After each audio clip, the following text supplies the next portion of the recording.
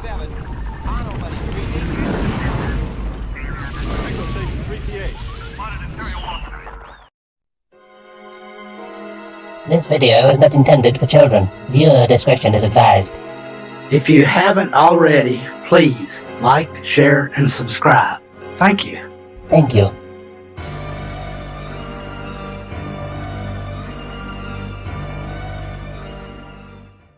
You are about to become part of the phenomena of Star Wars. In a few minutes, you'll see a movie that's become more than just a movie.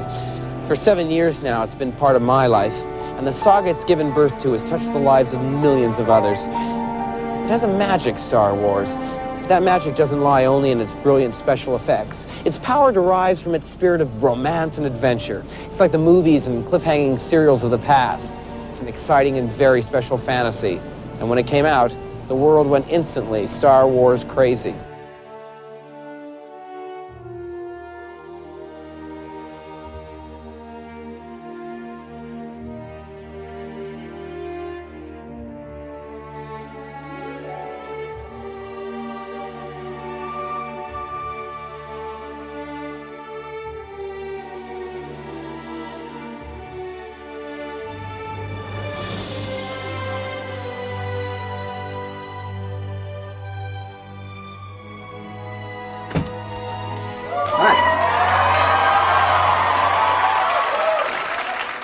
I'm gonna need a minute. You know, so many people ask me about Sir Alec Guinness. I guess the two most often questions are Sir Alec and the robots. And there's a wonderful story that kind of tells you about both of them.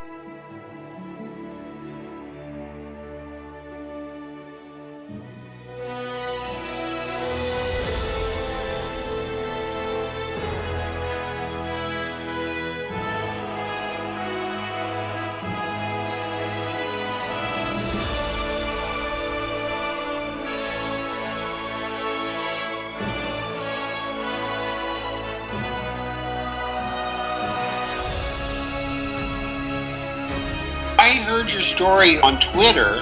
Just this morning, my daughter Chelsea was showing me the video of you with your R2-D2 arm.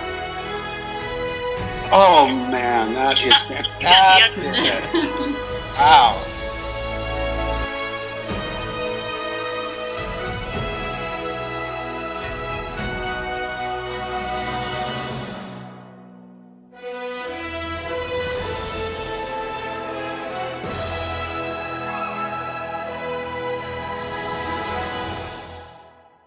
Cody, still a man of few words, but 2 words roll right off his tongue. Who did you want to meet? Mark Hamill. Make-A-Wish made it happen.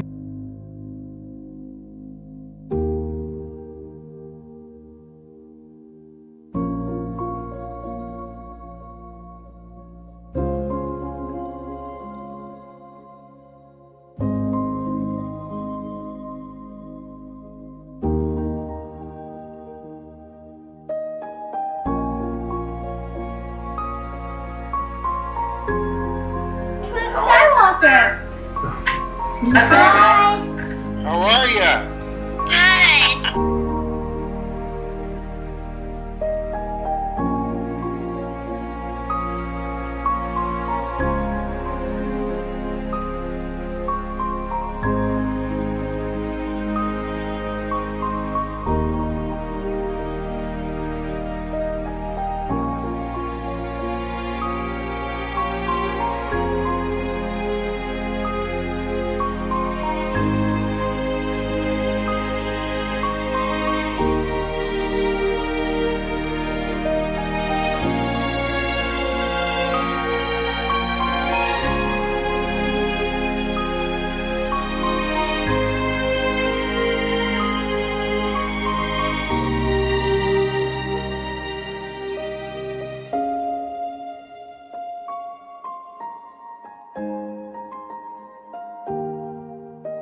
This whole thing.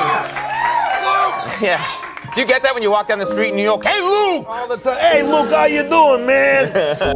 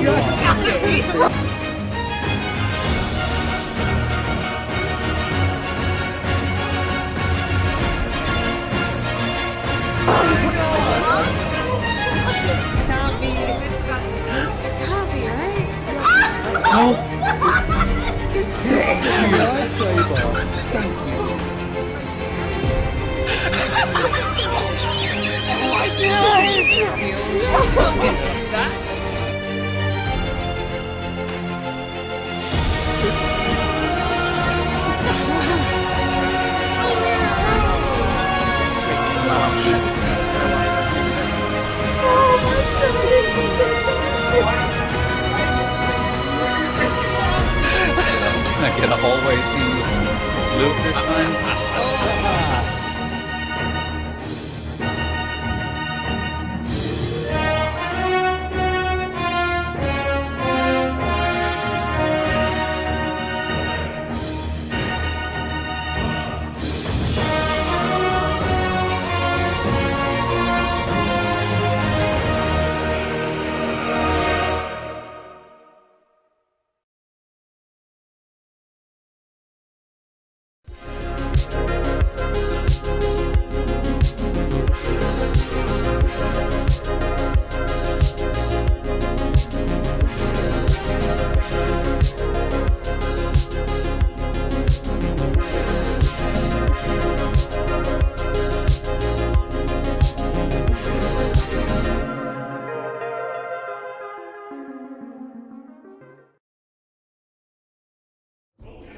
One of the millions of clones of the bounty hunter Jango Fett, Hunter was the leader of Clone Force 99, also known as the Bad Batch, an elite clone squadron consisting of clones with desirable genetic mutations.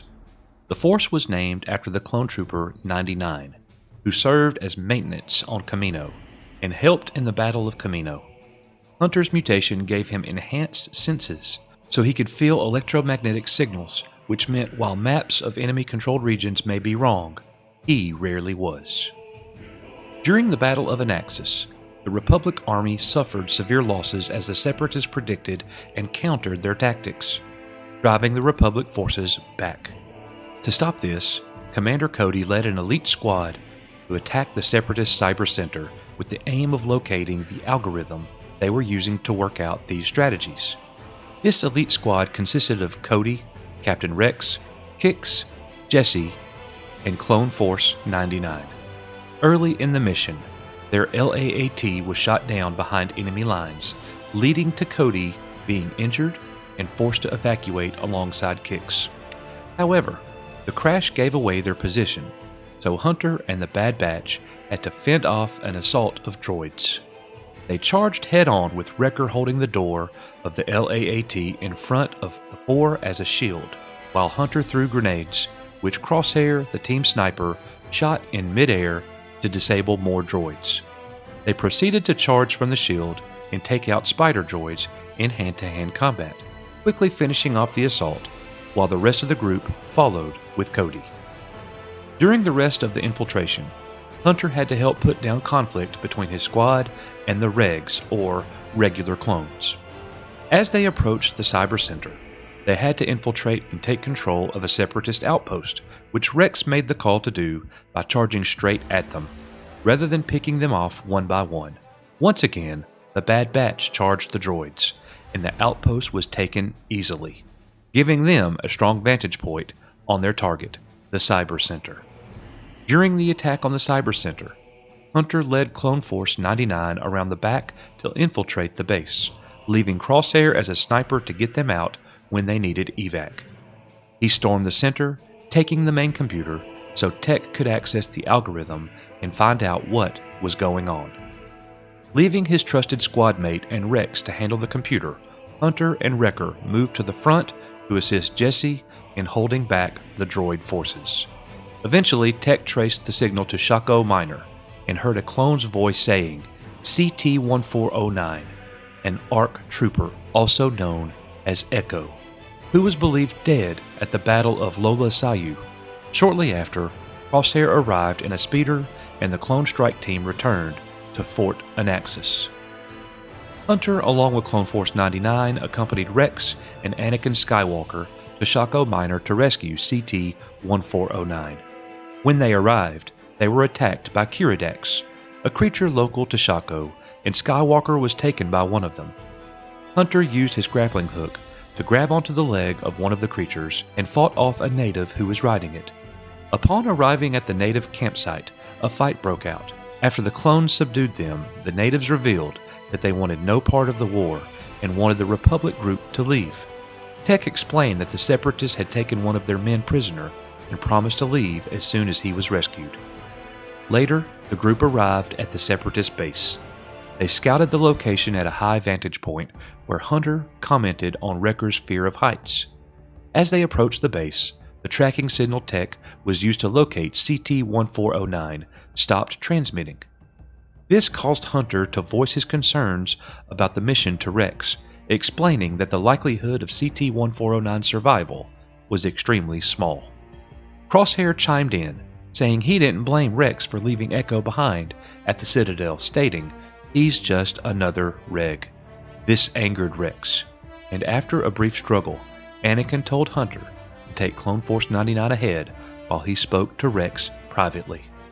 The group entered the Separatist hideout, and despite Anakin warning Clone Force 99 that this was to be a stealth operation, they stormed the base. They began searching for CT-1409, and Tech realized that the signal only transmitted when information was sent out from the source. The group split up, with Hunter accompanying Wrecker. Eventually, Rex and Tech found CT-1409, who had been turned into a cyborg and was being kept in stasis. Hunter, along with Skywalker, Wrecker, and Crosshair, fought off the incoming droid forces, while Rex and Tech unplugged Echo.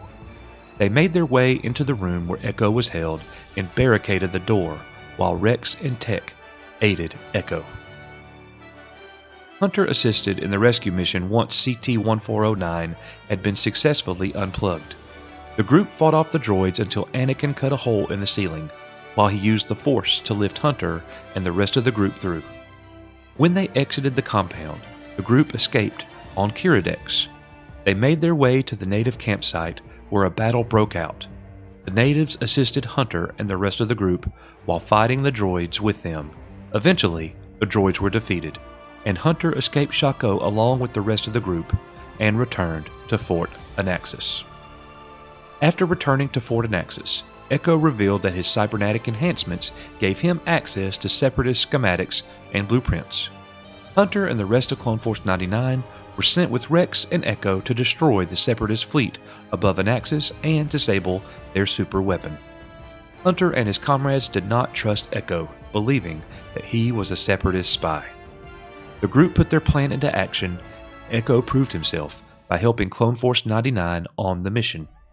Anakin Skywalker killed Admiral Trench, and once the explosives were set, Wrecker was given the detonator and destroyed the Dreadnought along with the rest of the fleet. Upon returning to Anaxis, the Bad Batch was honored for their service and commended by Jedi General Mace Windu.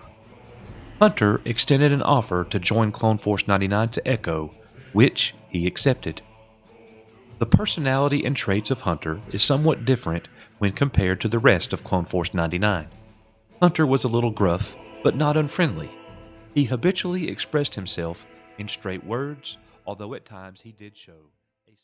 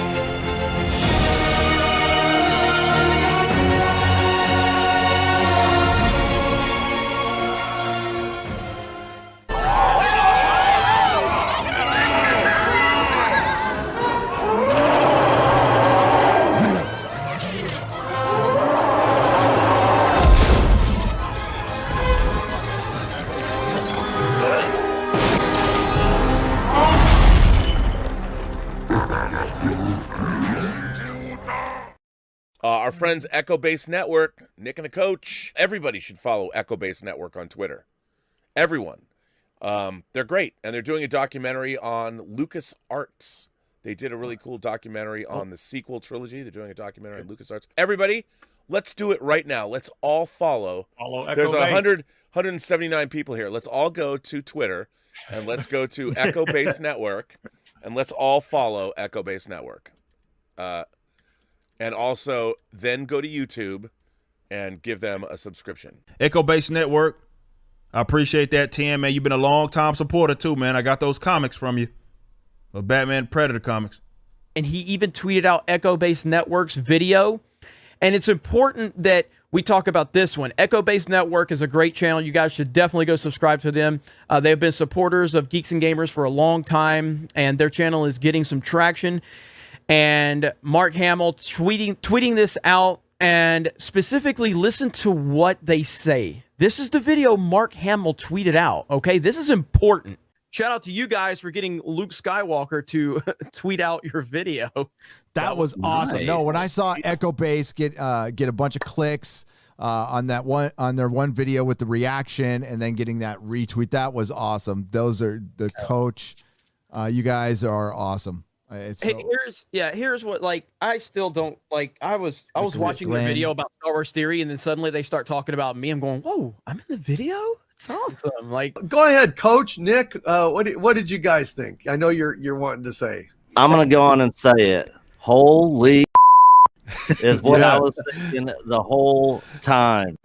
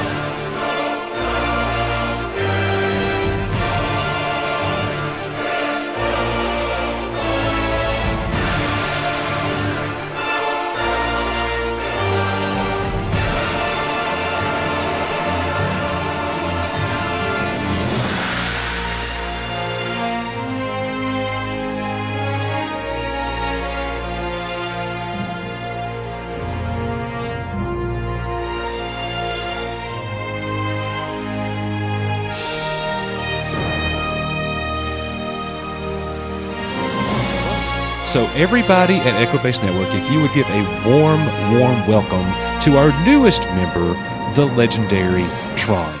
Hey fam, how's it going? I am the legendary Tron. I have cerebral palsy as my physical disability.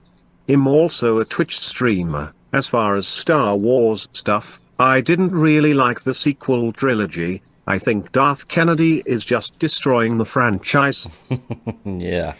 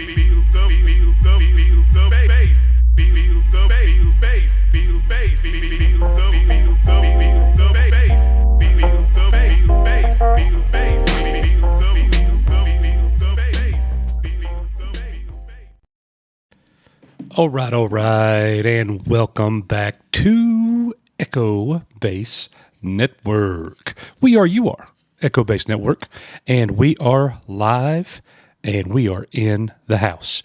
I did see some people saying Coach is on spring break. Coach got back this afternoon, and Nick had a great idea, so I'm going to bring in Nick at this time, and he's going to kind of let you guys know exactly what tonight's show is going to be about. We just got started, and we already have 160 live viewers on an unscheduled, mind you, live stream. So this is a pleasure for us. What's going on, brother? What's going on, guys? Glad to see everybody here tonight. Yeah, this is just a spur of the moment, another random stream from Echo Base Network here. So it is that. But we do have an agenda. Yeah. So we're calling it This Week in Star Wars. I've been out of pocket for 2.5 days, basically since our Saturday night live stream, and a lot has happened. So real quick, I want to say hello and welcome to everybody. Welcome to our members, welcome mods, welcome to our subscribers, and a very special welcome to our first-time visitors. Welcome to LR Dice, Hail Smickleberry Productions, Canadian Jedi Knight, This Is the Way, Tony Sandwiches, Old Star Wars Nerd, Gunsmoke, Lord Nemesis, Wendy Vega, Tony White, Sebastian Landry, Austin Snow, Craig Keeley, Unboxing Star Wars, Ronan Blade, Neil Before Zod 21, 930 Studios, Dave Bob, Cold Blooded Critic, Daniel Brooks, Gunsmoke 87, and Dave Bob, my thoughts and my prayers have been with you, sir. Hope you're doing well. Good to see you here. Step Bro, Tommy Kim, Dragon King 27, Credsox 05, Cobra Viper 999, Nicole Malott, Darkside Doug, MG, welcome MG. It is MG's first time here on a live stream at EBN, so welcome to the show. Vader Fan 07, Todd Packer, Phoenix Rider, Fireline Not Me, JV, Ben 5, Paul Strassner, RJ Oldenburg, Just a Kid from Brooklyn, Griffin Turbo, Adega Outlaw, Selwind, Matt Risman, Kristen Jones, Vinger, Daryl the Derelict, The White Snake, Tim Possible, Dawn Claterman, Felix Kiros, Make One David, Thomas Bowman, and Galadorn II. If I missed you, I am very sorry. Welcome to anybody that I missed. And so here's what we're going to do tonight. Instead of Nick and I dropping a show, a pre-recorded show on The Bad Batch, on the Kenobi series, on the Thundercats movie, and quite possibly on The Last Starfighter 2. Mm-hmm. What we decided, this is Nick's idea, and I loved it. We are going to do a live stream right here, right now, and we will break this live stream up, and that will serve as the episodes, the pre-recorded episodes. And excuse me, we do have everything that we need to be able to get this done, and I know that you guys have all gone and seen other people's what do you call it, videos, thoughts, and everything, but we haven't been able to express ours yet. So that is what this is about tonight. And Nick, if you want to kind of tell everybody what we're going to be doing through the rest of the week and this coming Saturday and stuff, and I am still setting up the stream. It's been so long since we used Wirecast in a live stream. Yeah. I did just see that we've got a super chat, so I need to bump in some super chat videos and our members video and all that. So if you just want to kind of engage with everybody, we'll get started in just a second. Yeah, so the rest of the week, we're going to be doing possibly some more live streams like this where we're going to cover several topics. I don't know. We're just going to kind of play it by ear. So you'll either get these random live streams in the evenings where we'll hit on several different things and then break it up into individual videos that we'll release later. And this Saturday night, we don't have anything written in stone on a topic yet, I don't believe. But of course we'll be here for this Saturday night. But yeah, I'm excited to cover some of this news with the Obi-Wan cast that was just dropped, the Bad Batch trailer that just also dropped today, the Thundercats movie update, the live action movie update, in an article with a statement from the guy who's actually doing this movie that gives me hope for the movie. I'll just say that. And then the last Starfighter 2 with the scissor reel that they dropped this week with all new artwork and stuff. And it looks like it's going to be awesome. So I can't wait to dive into all that. And that's about it. I'm looking at the chat here.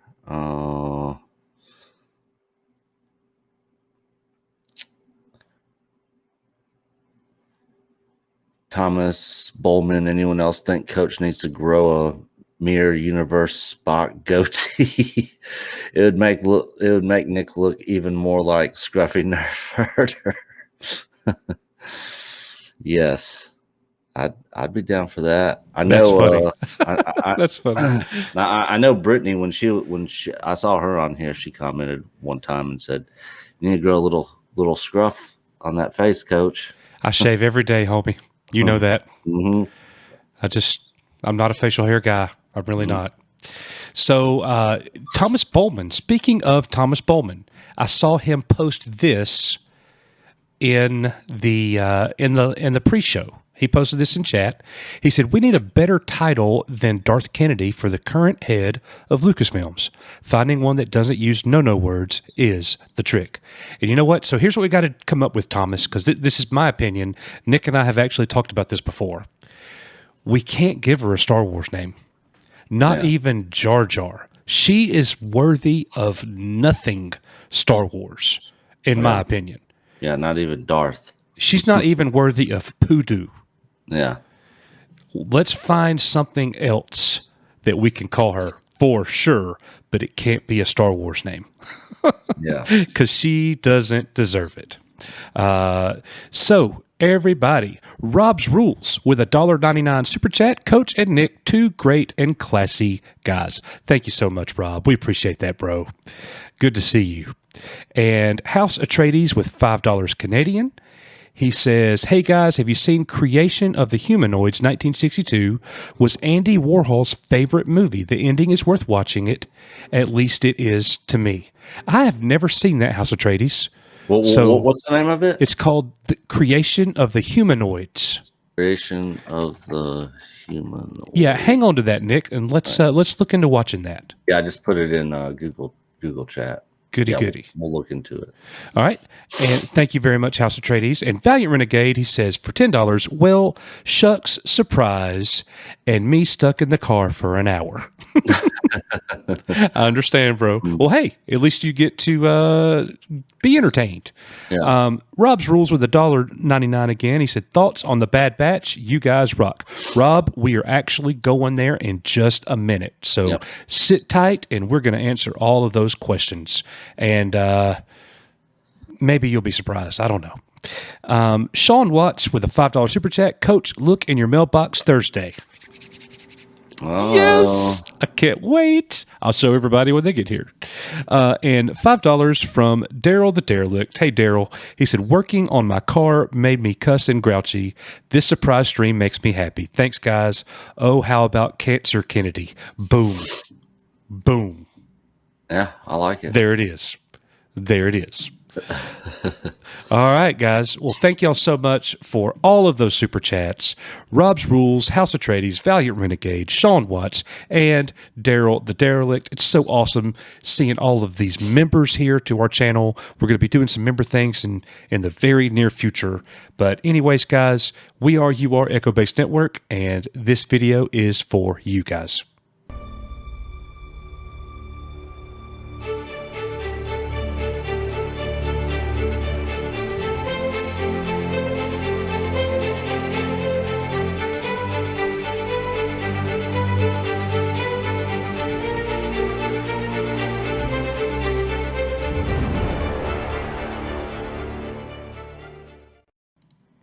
All right, so full disclosure, we have never done this before. What we're about to attempt to do, we've never done before. So just so you guys are all aware what is happening, we are making a episode right now that we're going to want to keep to somewhere around 8 to 9 minutes. Yeah. And then we're going to change topics. Before we change topics, we will certainly engage with you guys and have that conversation. You guys aren't here to watch us make a pre-recorded episode to drop on our channel. Like this, this is a live stream as well. So we will get to it, but the very first topic on the night is going to be the Bad Batch. So you ready to do this, Nick? Yep. All right, here we go. I'm just going to start it this way. All right, Nick, so just today, the Bad Batch official trailer came out. I believe we got a teaser earlier, several weeks back.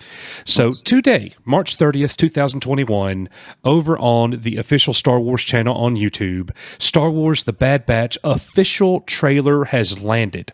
And right off the bat, I want to tell you this. It's got 58,000 thumbs up right now and 3.4 thousand thumbs down. I don't even know how I feel about something that's not being ratioed right now, but it's worth a look. It's worth a look. Let's see what is going to happen. I know that you've already seen the Bad Batch trailer. I have already seen the Bad Batch trailer. What we're going to do this time is we're going to play it together. We're going to play it right now, and we're just going to kind of talk over it. So, yes, we know that the Bad Batch is coming, and it's from the same people who made the Clone Wars. And Nick, my initial thoughts on the Bad Batch was they kind of seemed like filler episodes to me. This is the way that season 7 started. The title of the episode was actually called The Bad Batch. Yep. And they were okay. It wasn't bad. The middle of the season in Clone Wars is what was bad. But I see this, and I see Grand Moff Tarkin. Yeah, and the Rambo clone trooper. Yeah, his name is Hunter. He's the leader of the Bad Batch. Yeah. Yep. And I will tell you that I do like how they're very diverse.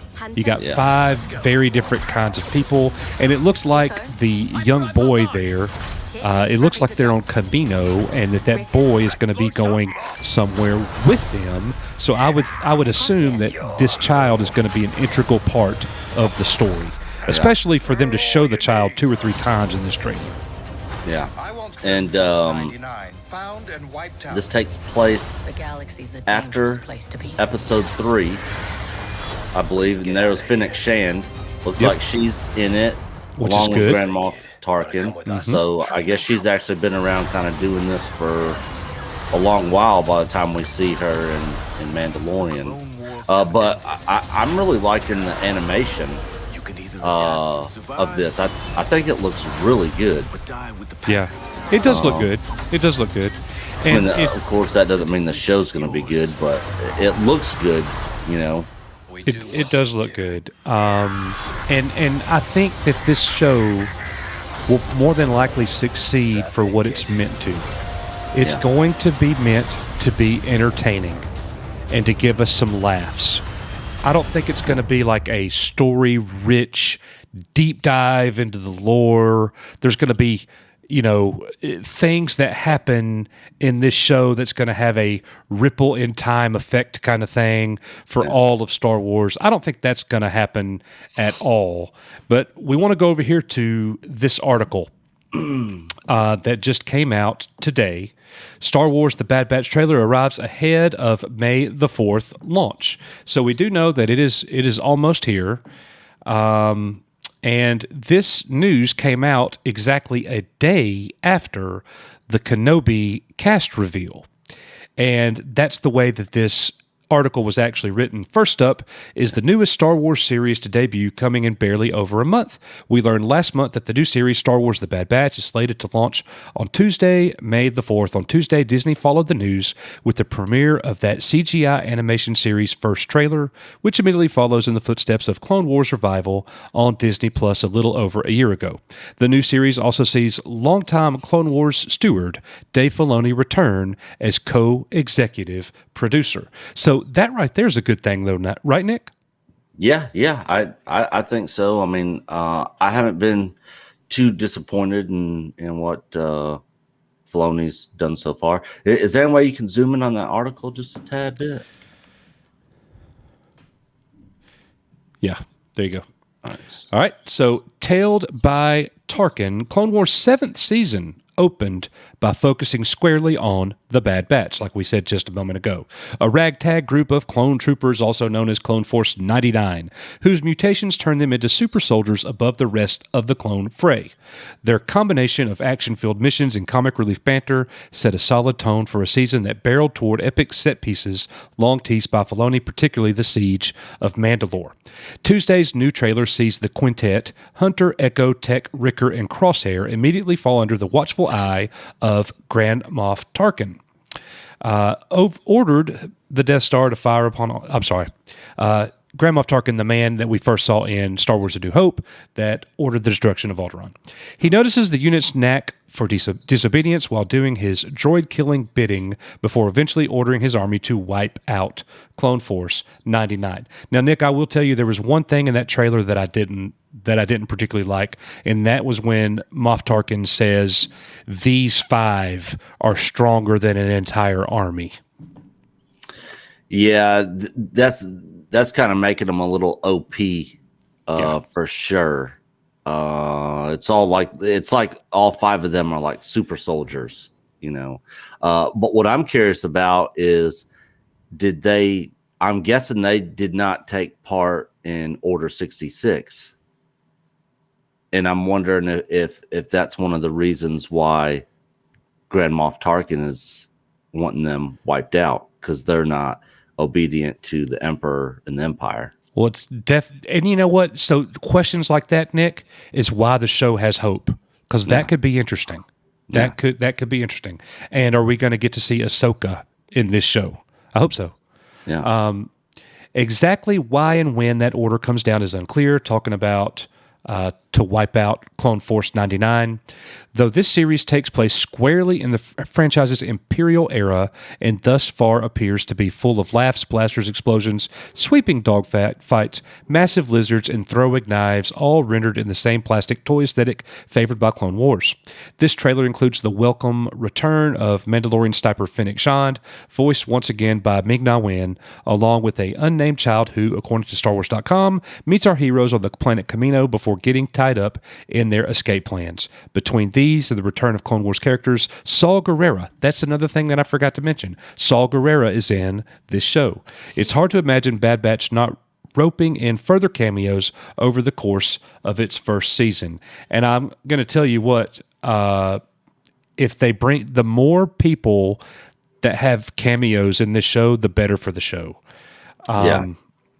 And it ends right here, Nick. Unsurprisingly, Disney is sticking with its once-a-week trickle for new episodes once the series launches. After its special 70-minute premiere on Tuesday, May the 4th, new episodes will follow every Friday and will certainly be much shorter than 70 minutes. So, Nick, your initial thoughts on The Bad Batch as it is here. It is among us. It is about to happen. What say you? I haven't watched all Clone Wars, so I'm not all 100% up to speed on that, but I'm actually looking forward to this show somewhat. But you did watch all of season 7. Yes. Well, minus the middle 4 episodes. Oh, you missed nothing. Yeah. I heard everyone was like, you can literally skip all those episodes. They're literally meaningless. And I have watched a lot of Clone Wars. I just haven't watched every single episode. I did watch all Rebels. So yeah, I'm actually looking forward to it. We'll definitely be reviewing each episode. I like the once a week drop because it gives us time to. I wish Netflix would do that with Cobra Kai, because I would love to hit on each episode and then kind of theorize on what's going to happen next and what's going on and that sort of stuff. It gives us more time to kind of take it all in and digest it slowly over time, like the Sarlacc pit. Yeah, that's very true. Well, guys, that's gonna, it's gonna be interesting, and we want you. What's your thoughts on it? Me? Yeah. I'm gonna watch it for sure. Yeah, and I hope it's good. I have such a sour taste in my mouth. The residual leftover effects of everything that's happened in the last 3 months, all the negativity. And it's like, I've seen people post and say that Disney is desperate. I don't think they're desperate. It's time for them to post a little bit more about Kenobi. It's certainly time for them to post about the Bad Batch. So I don't think this right here that we're talking about is an act of desperation on their part. But I don't think so either. If they are, because Kenobi's just started filming right this week. Bad Batch comes out in a month. But I want good Star Wars. Yeah. And I hope that Disney has learned lessons. Do I have reason to think that they have? No, I don't. But I'm going to watch and I'm going to see, and we're going to report, and we're going to call it what it is. But I enjoyed Clone Wars. I enjoyed Rebels. I enjoy, for the majority of what Dave Filoni produces. So, yeah, I'm ready. I'm ready to see some new Star Wars, and I want it to be good. The last Star Wars that we all saw, guys, was great. It was great. Yeah. And I want this to be really good as well. So that's my take. And me and Coach are continuing not to give Disney any money. We're not we don't sub to Disney Plus or any of that. But we are going to watch it and review it for the channel. Absolutely, we will. Absolutely.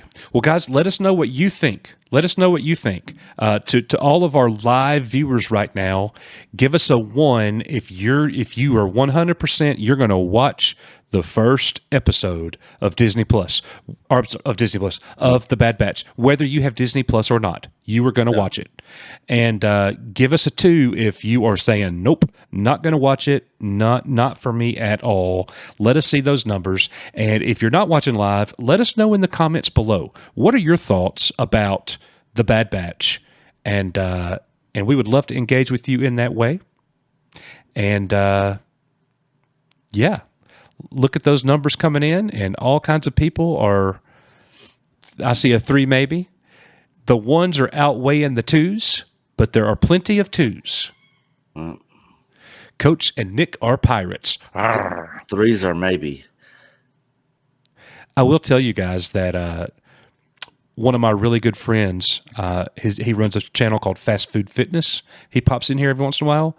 He gave me his login, so that's how I watch. Sailing the Waves. 222. No. Undecided. 1. Yo ho ho. 111111111. I think the 1s have it, but there's a lot of 2s. And guys, here's the thing. We understand. If you're a 2 right now, because of everything that's happened, man, we totally get that.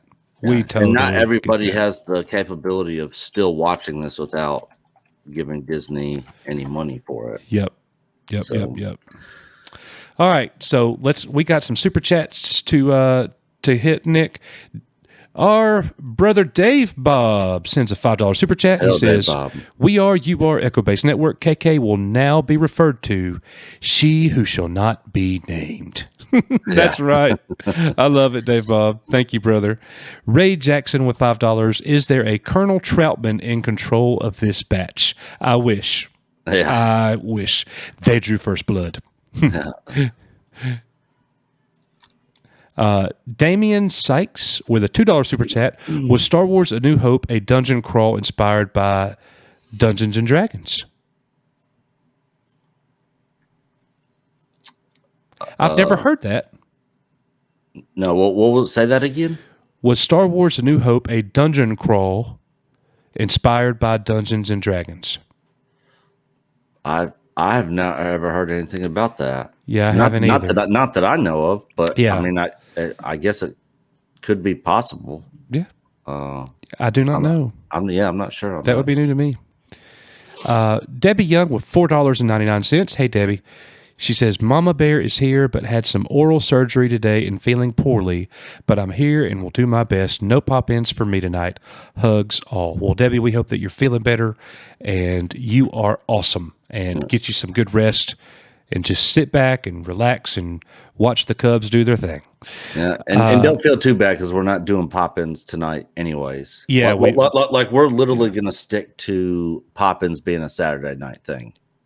For the most part, yeah. There will be no pop-ins tonight. Yeah, absolutely. So House Atreides with $5. He says, "The funny part about the Bad Batch ratio is the numbers are reversed to the High Republic. Surprise, surprise. Good Star Wars gets a good ratio." Such a good point, House Atreides. We have to support good Star Wars. Yeah. If it's good, support it. If it's garbage, don't. Yeah. Keep ratioing the things that aren't good, because I just have the fear that if we all ratio everything they do and don't support good Star Wars even, then Star Wars is gone forever and Disney won't learn the lesson. Let's be the teacher and teach them. Yeah. It's worth a try. It's worth a try, my opinion. And Felix Kiros, he says, with a $5 super chat, "What you guys think about Disney's timing of these releases of the Obi-Wan full cast and the Bad Batch trailer release?" I think it's pretty normal for the time frame that stuff's going on. Like I said a minute ago, the Bad Batch comes out in like a month, so that's about the time that a trailer would have dropped anyways. The Kenobi series just started filming this week, so that seems pretty normal to me that they would release the cast information, right? Because if they didn't, it'd end up leaking out anyways. So why not just go ahead and put it out there on the who all's going to be in it? So right. Yeah, I don't think there's anything to it other than that, just that. Yeah. I will say that I think it was a strategic move on their part to play the Kenobi Disney Plus, or not to play it, but to reveal the cast the day before the Bad Batch. Yeah. But the Bad Batch, there's no curiosity there for me. That's right timing. They didn't have to release the Kenobi thing yesterday, and I think that was strategy. And the majority of people are going to be more inclined to watch Kenobi than the Bad Batch. You agree with that, Nick? Yeah, I think so. I mean, live action versus animated on a character that we know, that was in the prequels and the original trilogy, with Ewan McGregor coming back. I mean, yeah, I'm sure that show, a lot more people will probably watch it than the Bad Batch for sure. Yes. Yep. Let's see.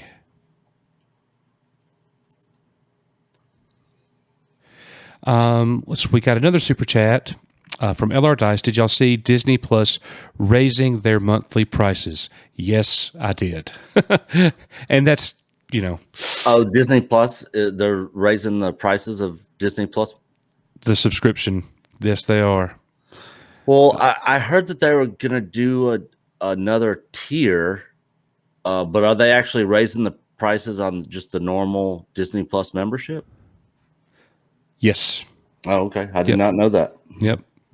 And Matt Risman with a $9.99 super chat. He says, Tarkin is an admiral in this series. It will be interesting to see his advancement.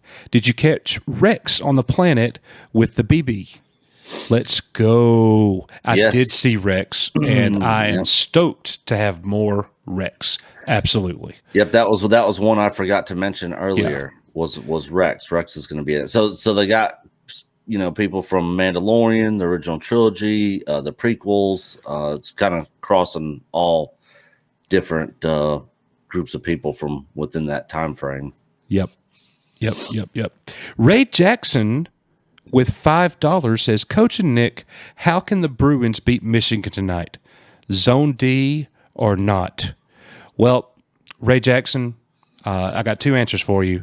One, I would play no help side responsibility on their best players, so I would definitely go man to man. And two, Ray Jackson, I would think that the Bruins could possibly use the help of Frank Dukes. From Bloodsport? He's Ray Jackson. Oh, yeah. And Ted, the old Star Wars nerd, with $5, he says, Greetings, Starfighter. You have been recruited by Star League to defend the frontier against Zur and the Kodan Armada. He's all about The Last Starfighter 2. I am super stoked for The Last Starfighter 2. And then Fat Steven. Disney's not involved. Fat Steven with a $2 super chat. He says, will there be a cupcake appreciation moment for me? I don't know if we got that into the night show. Like, I think Tim. I think he's gonna have some cupcake appreciation for Fat Steven. Okay. And then the last one, Kristen Jones said with a $5 super chat, watching you guys while playing Fallen Order, Coach, you're going to love jumping puzzles on Kashyyyk. Oh man. Yeah, I think I think you go back to Kashyyyk. I can't remember. You go back to some of those other planets again before the end of the game.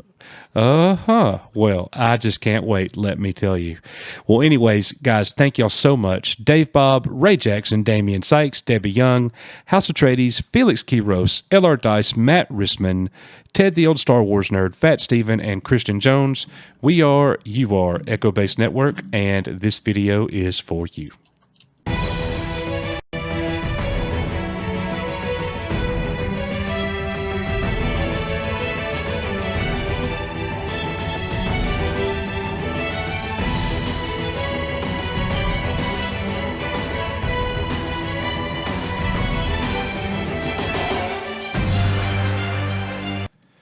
And we just got a $49.99 super chat from Eric Horseman, another one of our members here. Eric. He says, feel better, Mama Bear. Excited for the Bad Batch just to support Filoni, but I've been waiting for a Last Starfighter sequel since 1984. Me too, man. I'm right there with you. 100%. Can't wait to talk about that. Saw it in the theaters 20 times. Hope Lance Guest has a cameo at least. Amen to that. He's got to be in it for a minute. Yeah, I think he's for sure going to be in it. Good. Yeah. And Eric, we appreciate you so much, and thank you so much for your generosity, man. And you always support us with these very generous super chats. If you don't mind, if you would please send me and Nick at our Twitter, if you would send us a DM of your address, we have something that we would like to send you, sir. So it's a gift from us. We really want to send this to you. Just, we appreciate you. Yep. So, well, Nick, that's going to move us into the next part of the show, and that is going to be Kenobi.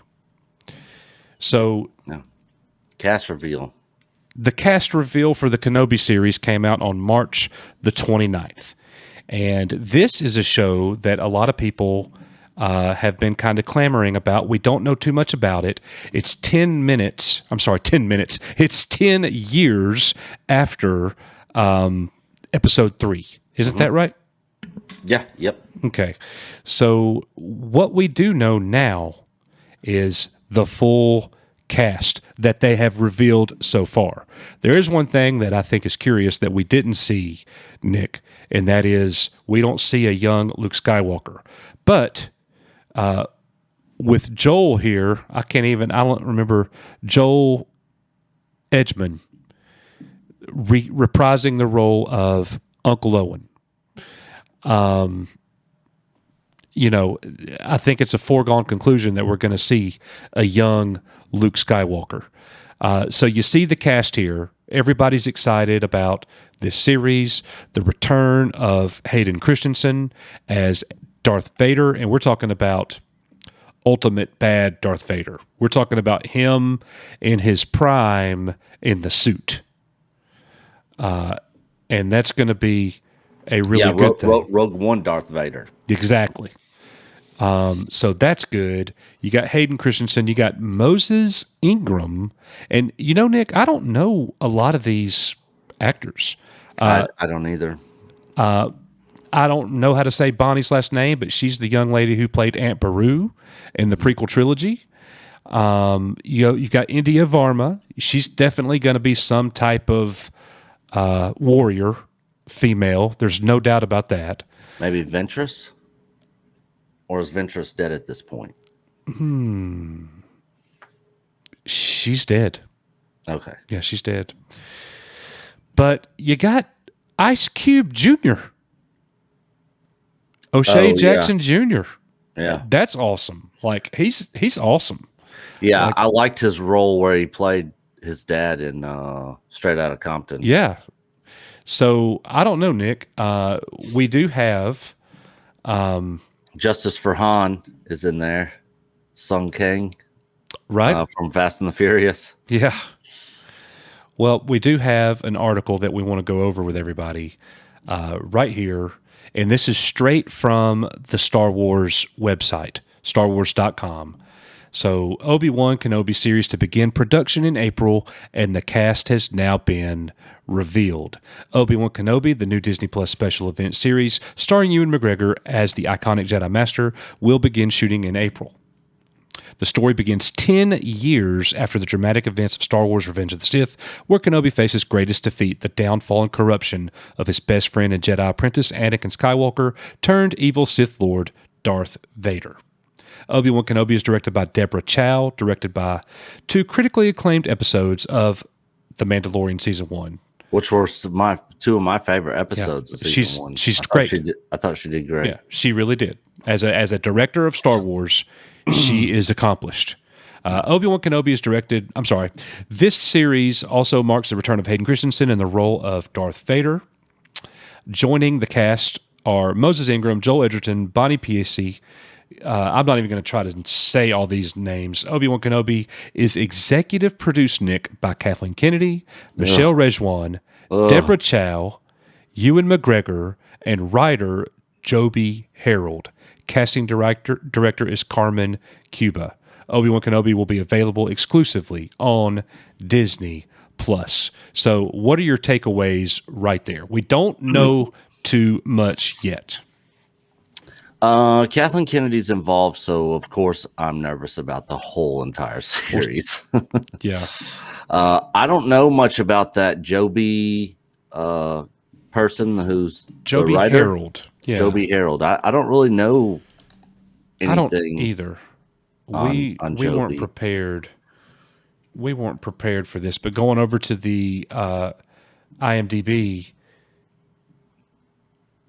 John Wick Chapter 3. Okay, wasn't bad. He produced and wrote John Wick Chapter 3. Okay. Edge of Tomorrow 2014.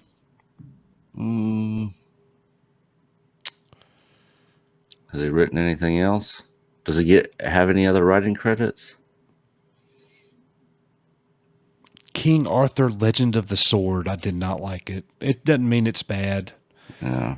Writing credits: Untitled Transformers Project, Obi-Wan Kenobi, Army of the Dead, King Arthur, Legend of the Sword, and Awake.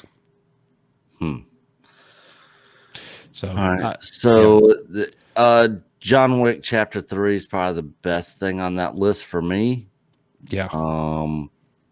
KK's involvement, of course, obviously. She's just at the top of the food chain.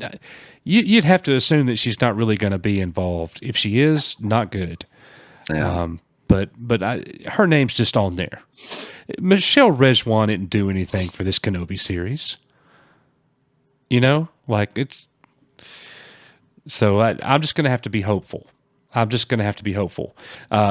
thing that we did not get on the casting information is we didn't get Liam Neeson. And I think he's supposed to be making an appearance. That's the rumor. So obviously you wouldn't expect Liam Neeson to be listed here. But here are the things that we do know. It's only going to be 6 episodes. 6 hour-long episodes. So it's basically the length of a trilogy. Yep. Now, could it go a second season? It could. And I don't think they're doing. I think this is it. Yeah. I think they already said that. I'm like 95% sure. Okay. Well, I'm not gonna say you're wrong. I was under the impression for some reason that it was a possibility that they could do one more. But when they first planned it out, they knew it was going to be one. So the doors left kind of open, perhaps, to do a second. That I could be totally dead wrong, but that's what I mean, it's always a possibility. Yep. So what does this show have to do, Nick? You've seen the full cast. It's not all that telling. What does this show have to do for us to be good Star Wars? Honor and respect the canon that's already there. Don't jack up the continuity in the canon of the prequels or the original trilogy. Don't destroy the character of Obi-Wan, and don't be a woke mess. If they can avoid those 3 things, I think there's hope for me. Yeah, and this is a tricky thing for me, guys, because the character of Obi-Wan Kenobi is my favorite Star Wars character, with the exception of Luke Skywalker. It's a given for me that Luke is my favorite character, but after that, it's Obi-Wan. And on some days, Obi-Wan is my favorite character. So don't destroy this. And I am really tiptoeing into this whole statement that Kathleen Kennedy said, she who cannot be named, where she said this is going to be the greatest rematch of all time, of the century or whatever. Yeah, I have some issue with that. Just on the fact of that, I don't know how it's going to play out. So until I actually see it, but I really don't want to see them meet up again. Yeah. We had the Obi-Wan Vader fight in Revenge of the Sith. You know, like if it's like Obi-Wan going to Dagobah and Obi-Wan goes into the cave and sees Vader the way Luke did, you know, and then same thing happens and Obi-Wan's face is in the helmet, you know. Hello there. Yeah. You know, if it's something like that, but if the actual Darth Vader and the actual Obi-Wan actually see each other again for a second time, and then they fight again for a third time in A New Hope, it's like, I don't know. I don't want that personally. I would love for them to. I would love for it to almost be too kind of focused on Obi-Wan, focused on Vader maybe hunting Obi-Wan. So there's 2 different storylines there. You're seeing what Vader's doing, going after the remaining Jedi, trying to find Obi-Wan. being hot on his tail or whatever, but they never actually meet up. Vader never actually finds out where he is, type thing. I'm all for that. And I think that would be cool. I'm guessing that Liam Neeson is going to pop back up, and I would be surprised if Yoda did not. If Yoda's not in there in some way, shape, or form, I'll be surprised. I think he'll be in there, and even if they're just having Force conversation or something, I think we see both of them in there at some point in time. I agree. And the thing is, with a 6-episode story arc, you don't have a lot of time to throw in cameos from people. So, and the fact that Hayden Christensen is confirmed for this show, he's already listed on IMDb. Everybody knows that he's coming back. I don't think we're going to get just a little bit of Hayden Christensen. I think we're going to get a lot of Darth Vader. Yeah.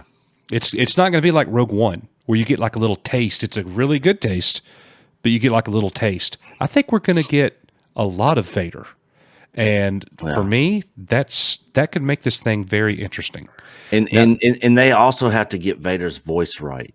They have to get it as close to Episode 4 version Vader sounding as possible.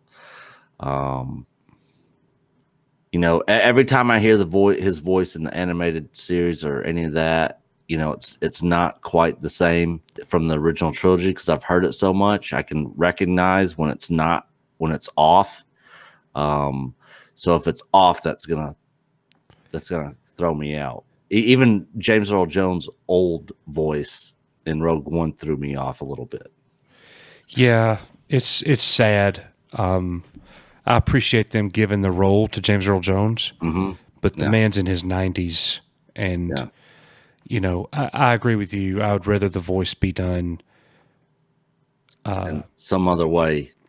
Whatever they have to do to make it as close sounding as possible to Episode 4, Episode 5 Vader. Yeah, but honor James Earl Jones no matter what you do.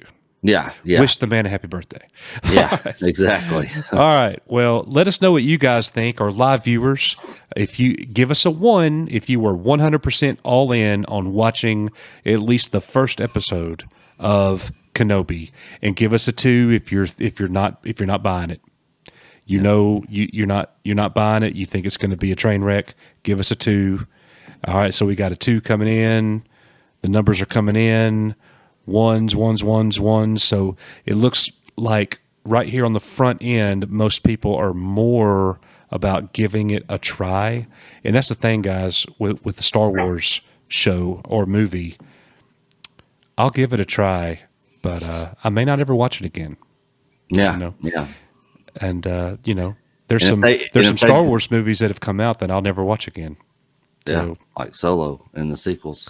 Well, I'm going to try Solo one more time, but I'm with you.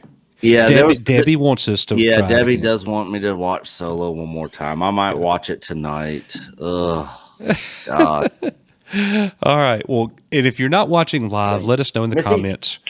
Let us know in the comments what you think about. Hang on, I gotta let my dog out. Okay, that's fine. Let us know in the comments what you think about the Kenobi series. Give us your thoughts. Are you going to watch it? Are you all in? Are you not? And we would just love to engage with you in that way. All right, guys. Y'all keep those comments rolling in. Do or do not, there is no try. And I do want you guys to know we are reading your chats, and we appreciate it. You guys have some really good thoughts. And I like what some of y'all are saying that KK is going to do to this series. I like what you're saying because it's funny. I don't like if it's going to happen. We'll just see. We will just see. Got a $5 super chat from Ray Jackson. He says, at Eric Horseman, I'm piggybacking Eric's super chat, loving The Last Starfighter. He obviously has great taste. Absolutely, Ray. Thank you so much. And Venger with a £4.99 super chat. He says, "Do you think India Varma will be Duchess Satine in one of Obi-Wan's nightmares where Maul murders her?" I hope not, Venger. I don't want her to be the Duchess because she's dead, and I want India Varma to have a bigger role than just a vision or a dream or a memory. So I would say no there. Debbie Young with $3.99. KK is the skank in the scud pipe. Dank fake. I don't know what the last thing was, but Debbie, thank you. Sorry. Thank you so much for the super chat. House Atreides with $2 Canadian. He says, Cancer Kennedy will find a way to F it up. And I can't argue. How could anybody argue that? So we shall see. We shall see. Let's see. Douglas Nelson with a $5 super chat. My guess is with only 6 episodes, Kenobi might set up a longer Darth Vader series. Very interesting. Very interesting. I agree. If Hayden Christensen pulls this off and the fans love seeing him back as Darth Vader, they got to give us some more Vader. That would be awesome. And Paul Strassner with a $4.99 super chat. He says, the Kenobi series is my line in the sand. If they screw it up, what's left of my faith in Disney Star Wars will be dead. I understand, Paul. I can't, nobody could argue with that. That's very reasonable. And Matt Rissman with $4.99. I don't think Ewan will let us down in Kenobi. He's too invested and genuinely cares about the character. And I hope you're right.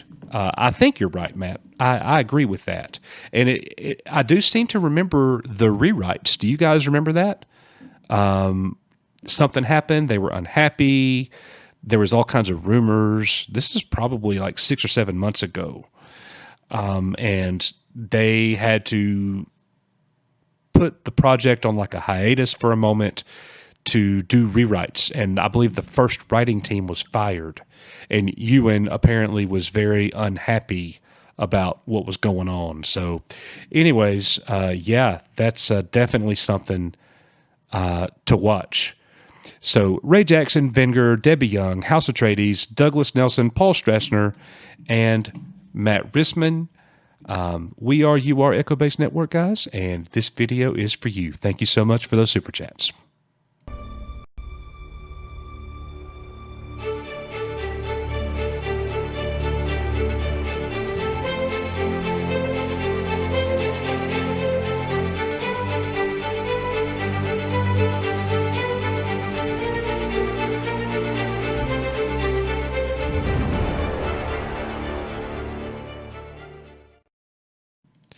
Yeah, I see what some of you guys are saying. We need good Star Wars, Dave Bob. They'll need to grab me on the first episode. If not, I'm not sticking around for the second. Burned too many times by Lucasfilm. Very good point, Marla. Very, very good. Couldn't agree more with that. I cannot wait until they disclose that Obi-Wan is now gay since he plays with Lando and Lando loves droids now. Oh, Lord, please. The legendary Tron is in the house. Tim Possible is also in the house. So thank you guys for being here. And as soon as Nick is back, we are going to move right into our third segment of the night, which is going to be Thundercats. The Thundercats movie. I am truly excited. Like, this is going to be potentially very good. We have reason to believe it's going to be good. And until Nick gets back, if you've ever considered joining a channel, many of you have probably never joined a channel before. So what do you get for joining a channel? What does that mean? If you will just watch this quick ad, we'll be right back after these messages.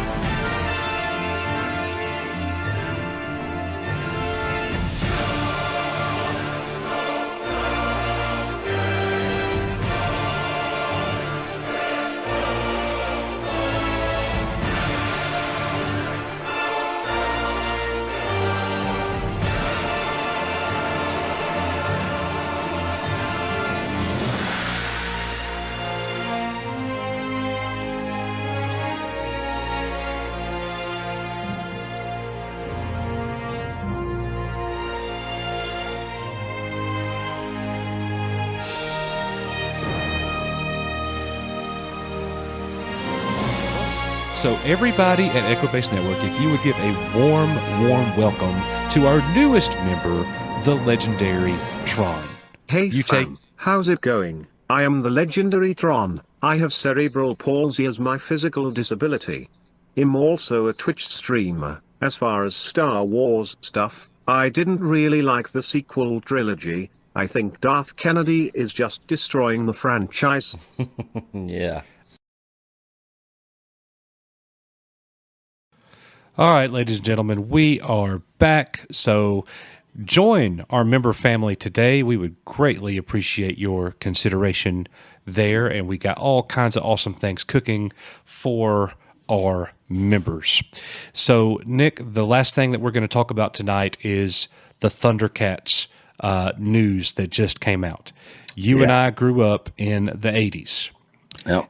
And, you know, there are some Thundercats. There are some iconic cartoons that we watched growing up. And many of these cartoons, Hollywood has tried to create movies for. And some of them have been okay, and some of them were total failures. Yeah. I think that G.I. Joe was a failure. Yeah. I think that every movie of Transformers after the first one was a failure, and didn't even really like the first one all that much either. The Ninja Turtles movies were okay. The ones in the 90s were good. I liked those. Yeah. But the Michael Bay stuff, you know, I'm not feeling it. But we just got news about Thundercats. And let's look at this news. And we actually have reason to hope, guys, that this is going to be something that that could be good. Like, I mean, it really, and there's a reason that we think that, and you're going to see that in just a second. So Godzilla vs. Kong's Adam Wingard vows his Thundercats film won't look like cats. And we're going to get into this article. It says, now that Godzilla vs. Kong is set to duke it out Wednesday, director Adam Wingard is free to reboot another beloved IP. According to Deadline, the Death Note and Blair Witch director has signed on to direct a motion picture based on the 1980s animated children's show Thundercats, which follows the adventures of Lion-O, Chitara, and a host of other feline humanoid aliens. The initial series ran from 1985 to 1989, with Cartoon Network airing a reboot developed by Ethan Spalding and Michael Jelenic for one season in 2011. The Thundercats movie screenplay, written by David Coggeshall, with Wingard and Simon Barrett doing a rewrite, reportedly finds the Thundercats fleeing their dying planet Thundera to find a new home. And that's ironic because that's the very first episode of the original Thundercats season 1. Yep. On Monday, Wingard told Deadline, this is where it gets good, that he has been obsessed with Thundercats since childhood, even going so far as to write a movie in his spare time. I actually spent most of my 10th grade year. I completely blew it, he says. I didn't pay attention in school, made terrible grades, and the reason? I was writing my Thundercat screenplay through my entire 10th grade year, and I was handwriting it. The screenplay itself ended up being 272 pages long. Honestly, given the length of the Snyder Cut, Wingard might be able to just produce it as is. While his movie will allegedly be a live-action hybrid, the director vows that the Thundercats themselves will not look like any other cats you've seen before. This is him speaking, this is a huge passion thing for me. Nobody on this planet knows or has thought as much about Thundercats as I have, Wingard says. I want to do a Thundercats film that takes you back to that 80s aesthetic. I don't want to reinvent the way they look. I want them to look like Thundercats. I don't want to do it live action either, explains the director. I don't want it to look like cats.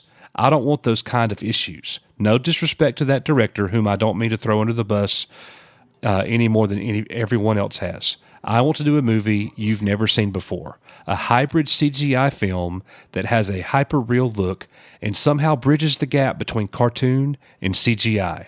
Hey, nobody plans on their film looking like cats. It just happens. If things go awry and Wingard ends up with another Cats on his hands, hopefully he'll at least do the right thing by his audience and release the butthole cut. Oh my goodness. So he said a couple things there, Nick, that give me a lot of hope. Yes, me too, for sure. Because we grew up Thundercats fans as kids in the 80s. I loved that show, and all the characters. I didn't care for the reboot animated show that came out in, what was it, 2011? Yeah. Mm-hmm. I didn't really care for that. In the show, the 80s show, going back, doesn't really hold up very well for me nowadays. But I still love the characters. Yeah. In the storyline. But there's a lot of cringe in it. Rewatching it as an adult. Really? Can you give me an example? Snarf, pretty much everything to do with him, and the two little kids, Wily Cat and Wily Kit. Yeah, and Wily Kit. Yeah. Yeah, I don't think I just don't see the cringe. I don't disagree with you. I love it. Like, I can watch it any day. Like, some of those episodes, man, like the Ghost Warrior. I know you remember that one. Oh, yeah. That episode was awesome. I'm just saying parts of the show don't hold up. I'm not saying the whole show doesn't hold up. Yeah, the music, the characters, the stories. Every episode almost was a story unto itself. I think they had like 98 episodes. Like, there was a bunch of Thundercats episodes. So I was all about Thundercats growing up. My favorite toy growing up was the LJN Sword of Omens that the Eye of Thundera would light up. It was battery operated. I loved that toy. I would do anything if I still had that. I'd actually like to have one in the box, but you can't find them. I'll never forget the day my mom bought me that. But you had one not too long ago too, didn't you? Yeah, let's not talk about that. So, yeah, I'm really excited about it. And the thing is, Nick, is that this director is saying the right things for fans. Now, is there as large of a Thundercats fandom as there is other things like Star Wars or Aliens or no, there's not. It's a much smaller, group.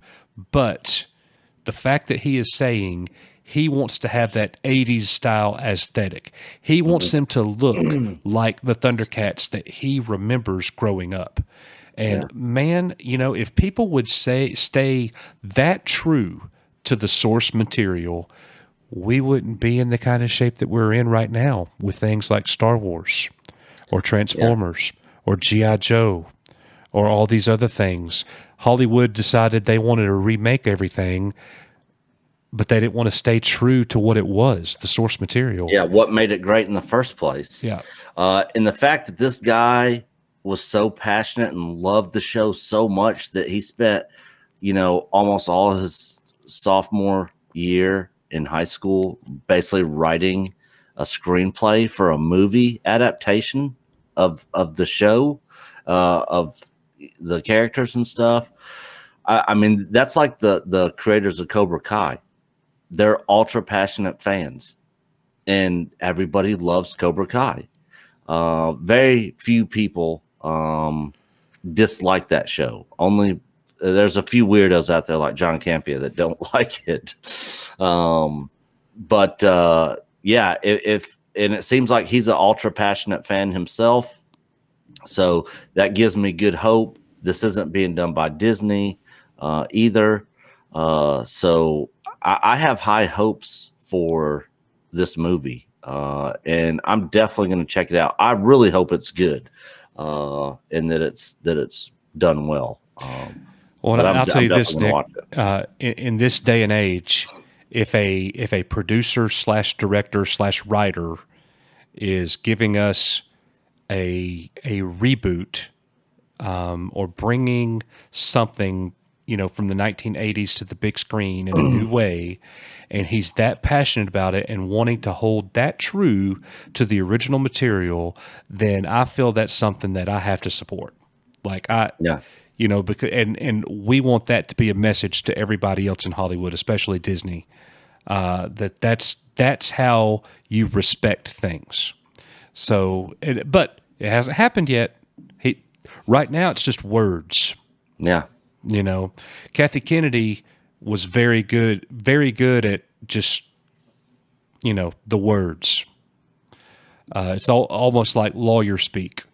You know, she could say anything and it sounds right, but the actions don't follow up, and that's what we've got to see here.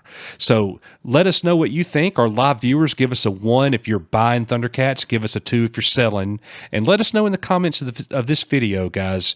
If you're not watching live, what are your thoughts on Thundercats? Is this something that you're happy for?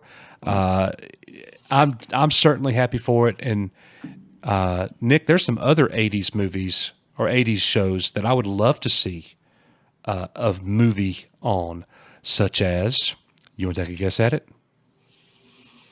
Last Starfighter 2. I want to see Voltron. Oh, Voltron. I thought you were kind of trying to inch me into the next topic. No. Yeah, Voltron was okay for me, but I wasn't a big fan of Voltron growing up. I kind of found it boring for a little bit for me. Like when it would come on, it's the same thing with Silverhawks. Like I'd watch it, but it like wasn't my favorite. You know, it wasn't like, you know, I just watched it just because it was on. You know, and there wasn't really anything else on the 9 channels that we had at the time. You know, so it was better. It was better than anything else that was on. But I would love to see Lion Force Voltron as a current movie from the beginning of the story. Maybe even a trilogy of sorts. I would rather see that maybe than Thundercats. But hey, I'm cool. I'll go. I love Thundercats too. Yeah. So let us know, guys, what you think about that in the comments. Now, Nick, we got another thing that you wanted to talk about here, and I'm going to let you I don't know anything about this. So you mentioned it to me. Reel? I don't have it. If you just do a Google search on it on YouTube, you'll be able to find it. But while you're pulling that up, how cool would that be if Rob Pearson could make an actual sort of Omens that lit up in the middle and the sides like came out and stuff? You know, is it? Well, he can. I don't know how you do that. Like, how would you make a sword bigger?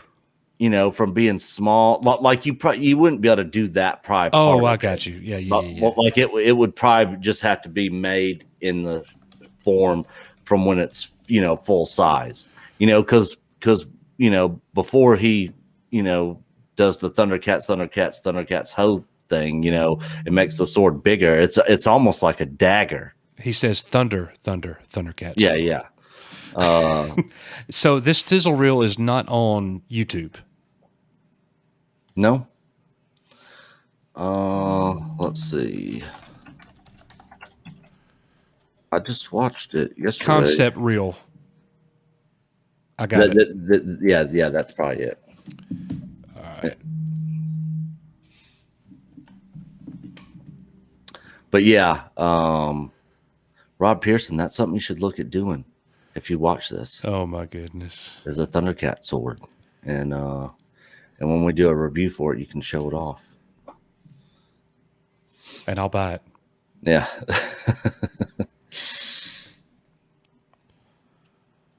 Yeah, but so yeah, next topic. The Last Starfighter 2. I'm getting it ready. Yep. So some new artwork was released on this. A few more details. I think you found an article on it, right? No, nothing. So there's also an article out there. I didn't prepare for this part of the show at all. Okay. This is all you. I can't control anything to show anything on screen. I mean, I didn't know that I didn't know anything about an article. You didn't mention that. But I do have the sizzle reel, and it's ready. You know, I don't even know, dude, the last time I watched The Last Starfighter. Like, it's been an awfully long time for me. Yeah, I see it probably on average at least once a year, and have for a long time. Screen Rant has a article on it. I'm posting it in the chat if you want to pull it up. You can play the scissor reel and then pull up that article.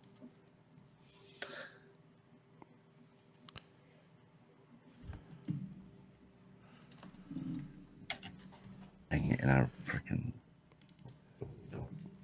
freaking got rid of the accidentally closed out the creation of the humanoids tab. I just opened it back up so we can check that out. But yeah, I've seen The Last Starfighter so many times. I probably watched that. Out of all the movies that I watched the most as a kid growing up, obviously the original trilogy was number one. Mm-hmm. I watched those, pretty much more than anything. But outside of that, it was Iron Eagle and The Last Starfighter. Were probably next in line of movies that I watched the most. So yeah, I've been waiting for a sequel for this forever. Okay.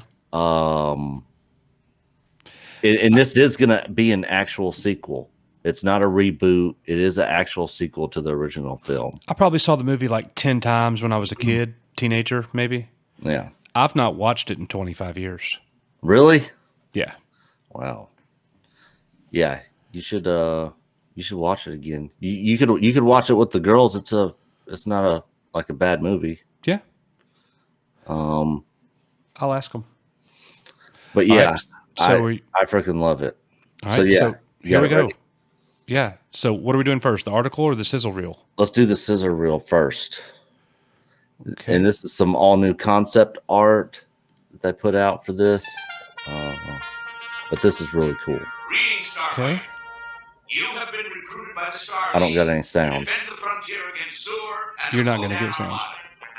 Everybody else got sound. Oh yeah, that's right. I need to unmute. The Last Starfighters. Is that the name of it? I think that's the working title. I don't think it's the actual title of the film. It could be.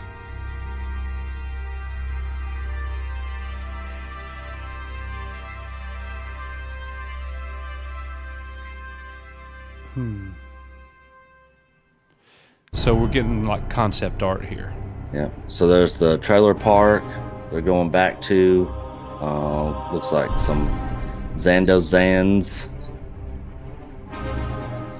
So I just looked at, oh yeah, so they go back to the trailer park, huh? Yeah. So I guess his younger brother Lewis is probably gonna be. You know, the arcade machine's got to be there. Yeah, I'm sure it probably is.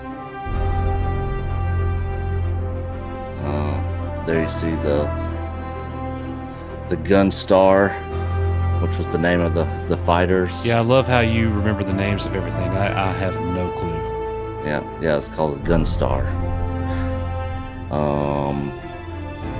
That looks like a Gunstar base on the other side of the moon on Earth, but that could be Rylos. So Rylos was the planet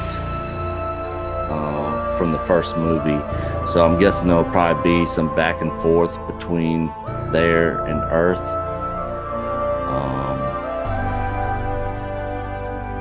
But I believe the Kodan Armada is still gonna be the bad guys here. But it looks like we're gonna get a lot more gun stars in this instead of, just the single one that we got, which I think will be really cool. Seeing what several of those ships can do instead of what just one can do. I doubt they all have the Death Blossom, but that'd be cool if they did.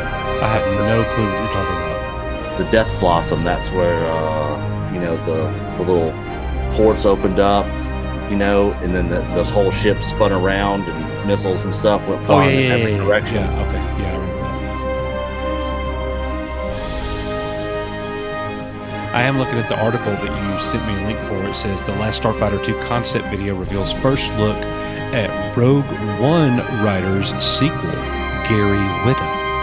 Yes. Yeah. Yep.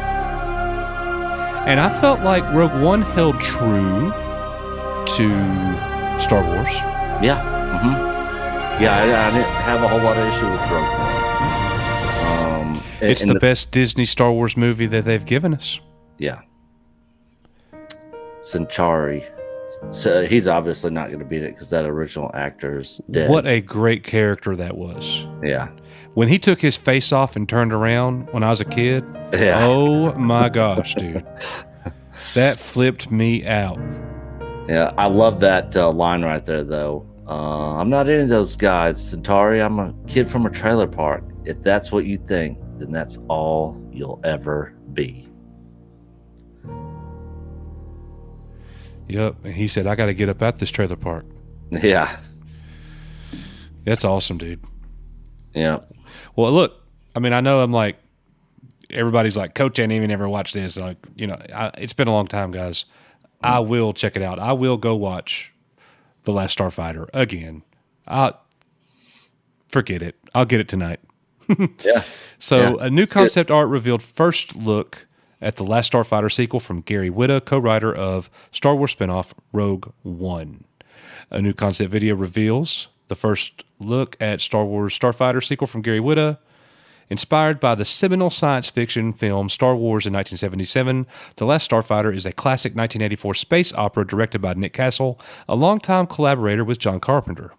The film follows a teen named Alex Rogan, who is Lance Guest, who, after becoming the highest scoring player on an arcade game called Starfighter, is recruited by aliens to help fight in an interstellar war. Along with Tron, I Fight for the Users. Now that's a movie. The film is credited with being one of the first to feature extensive CGI. For years, Gary Whitta has been working on The Last Starfighter. Writer Jonathan Batul on breathing new life into the cult classic film. In 2015, Whitta announced he wanted to remake The Last Starfighter, but rights were at issue. Since acquiring the rights, Whitta released the first concept art for his film nearly 2 years ago, but now the movie is closer to happening than it's ever been before. Now, Whitta says The Last Starfighter sequel is right on the 1 yard line per Gizmodo.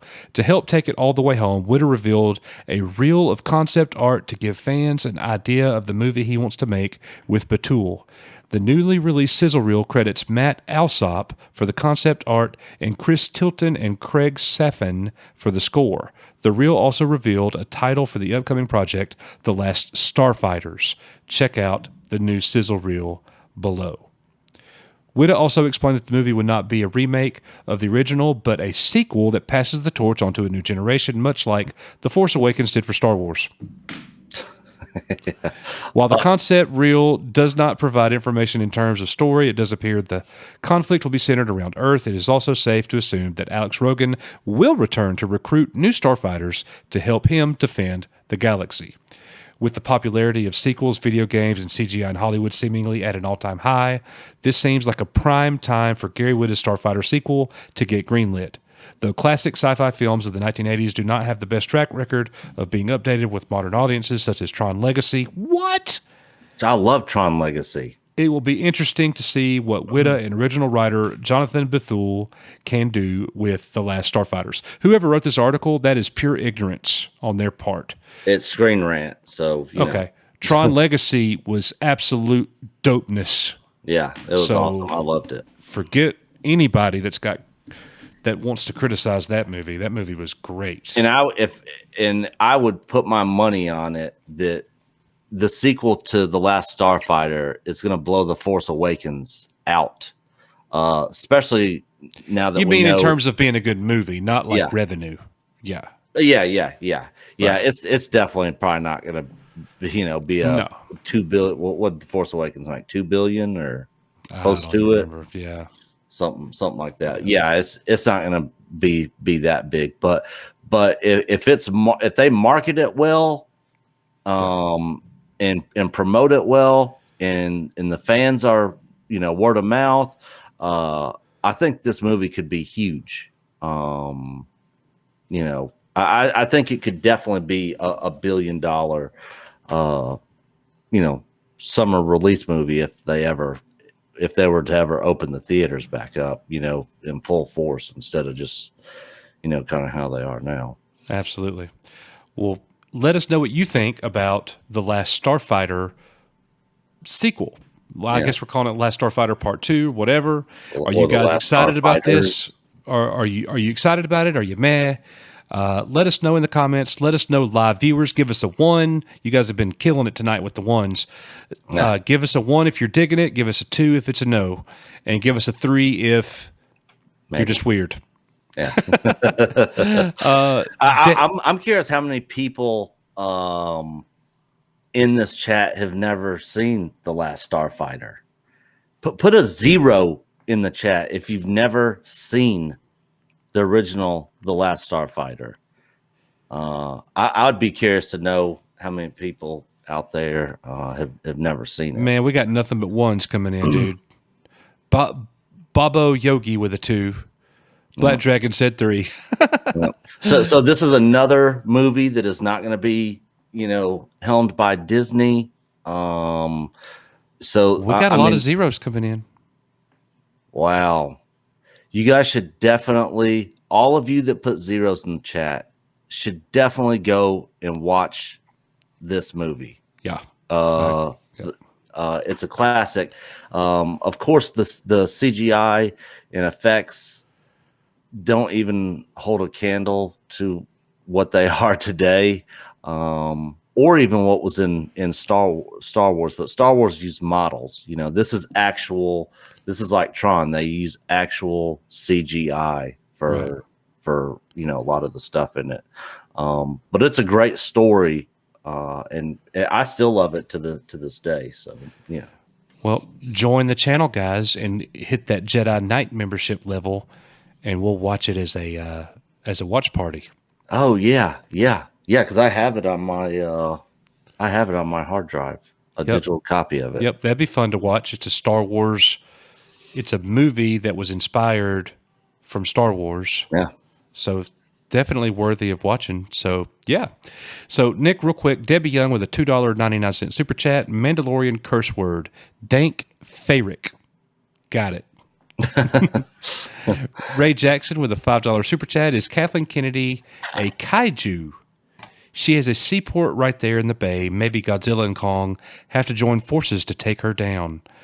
That would be awesome to see. That would be a bestseller. Yeah. House Atreides with $5 Canadian. Doomcock's last Friday live stream gave at the legendary Tron a shout out. If you haven't seen it, Tron, give it a watch. I think it was the second half. That's awesome, man. Doomcock's got a great community over there. Gave what? What was that? The legendary Tron. Oh, the legendary Tron. Awesome. Yep. Eric Horseman with a $24.99 super chat. Just have to scream it. Thundercats. Ho! Yeah. I think my kids are asleep or I would scream it. Sean Watts with $5 super chat. Is Thrawn the same in the animated series as the books? Does he have those Salamir creatures like in the books? I need to watch Clone Wars and Rebels. I don't think he has those creatures in Rebels. He has those in the books. Yeah, he has them in the books. Yeah. And also Darth Angelus on YouTube. If you guys have not read the original Thrawn, Heir to the Empire, he just released chapter 12. He's animating the whole entire book. And just came out the new chapter this last week, and it has Thrawn in there with those creatures that basically, shield him from Force users. Yeah. So super cool. Johnny But no, it's not Gonzalez. in Rebels. Johnny Gonzalez with a $5 super chat. The 80s were awesome. Yes, indeed, sir, they were. If I could go back, I would. Yeah, me too. Wenger with a £3 and 99-cent super chat. I'd love to see a live D&D with me. Dungeons and Dragons. Mm-hmm. Yeah. Yeah, that would be dope sauce, man. Aren't they working on a live action Dungeons and Dragons movie or a TV series or something? I'm unsure. I'm pretty sure. I think there was an announcement. I don't know. While you're reading, I'll check. Yeah. Okay. And then the last super chat to get caught up, Eric Horseman with a $19.99 super chat. Thank you, Eric. He says, Hail Centauri, rip Robert Preston. Yes, that guy played a great character. Yes. So thank you so much, Eric Wenger, Johnny Gonzalez, Sean Watts, House Atreides, Ray Jackson, and Debbie Young. You are Echo Base Network, and this video is for you.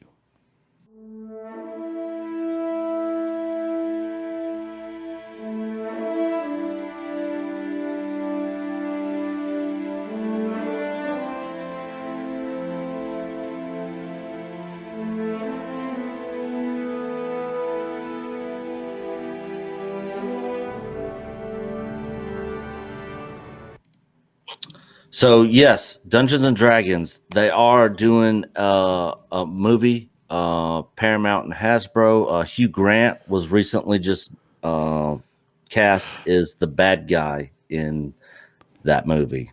So yeah. Paul Strassner with a $4.99 super chat.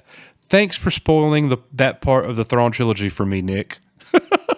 It's at the very beginning of the book. It's a couple chapters in. Yeah, it's at the very beginning. You learn that pretty much at the beginning. All right. Sorry, Paul, and you are Echo Base Network, Paul. Yeah, it's not really a big spoiler when you. It's really not. It's really read not the whole story. Yeah, it's really not. So this super chat video is for you, Paul. Thank you, sir. I feel bad.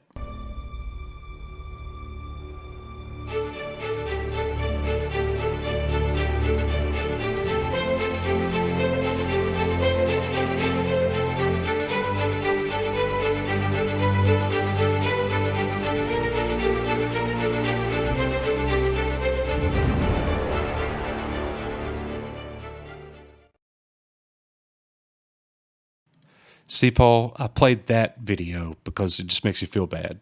You know, when Luke went and saw Owen and Beru burnt to a crisp. Yeah, and we'll see them in this Obi-Wan series. So yep. We already know what their fate. See, and that's another cool thing about them bringing Owen and Beru back is they're kind of.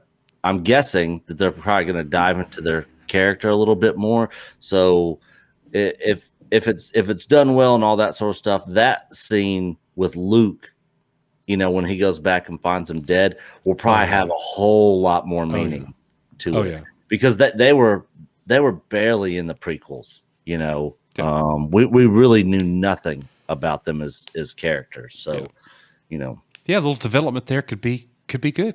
Yeah, it could make that moment even more impactful. Yep, which would be cool if they can pull that off. It's hard to make anything in the original trilogy more impactful than it already is.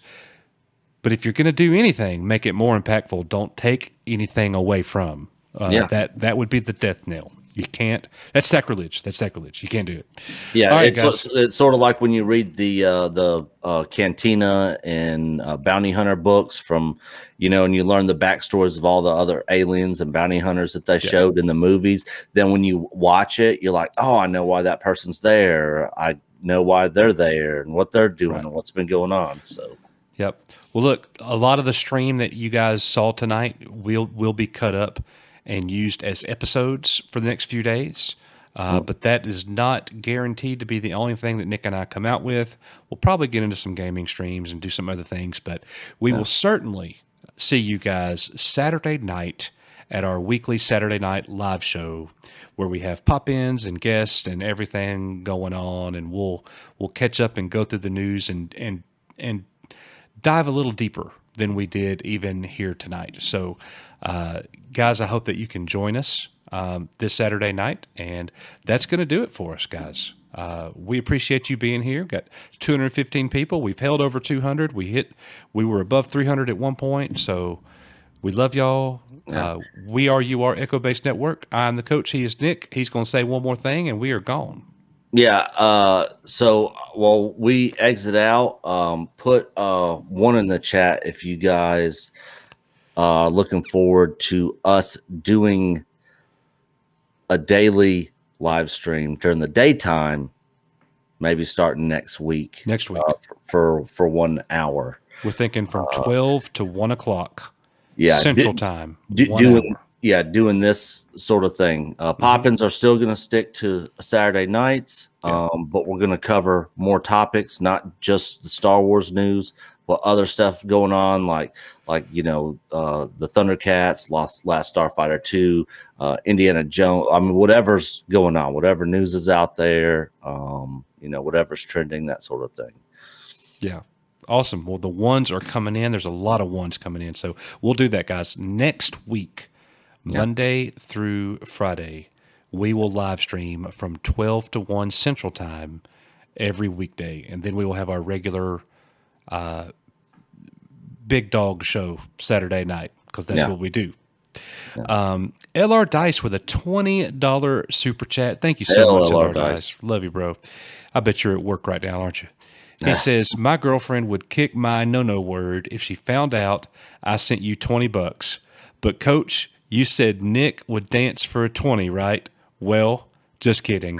All good fun. Love you guys. Y'all always make my day great. Hashtag Star Wars forever. And then Geeky Pixie with a $5 super chat. She says, Thundercats live action is just going to be garbage made by the Netflix Death Note.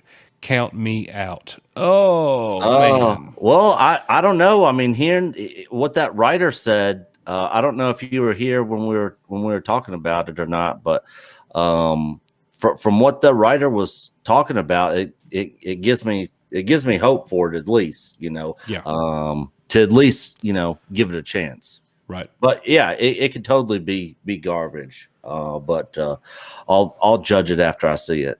Yep. No doubt. Well, thank you so much, LR Dice. Do you want to dance, Nick? He did kind of call you out. Just a little something.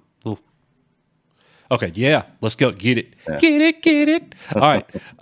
So $20, LR Dice, Geeky Pixie with $5 super chat. Thank y'all so much. You are Echo Base Network. We love y'all. I'm the coach. He's Nick. We will see y'all very, very soon. And we're going to close out with this video for LR Dice and Geeky Pixie. See y'all later. See y'all.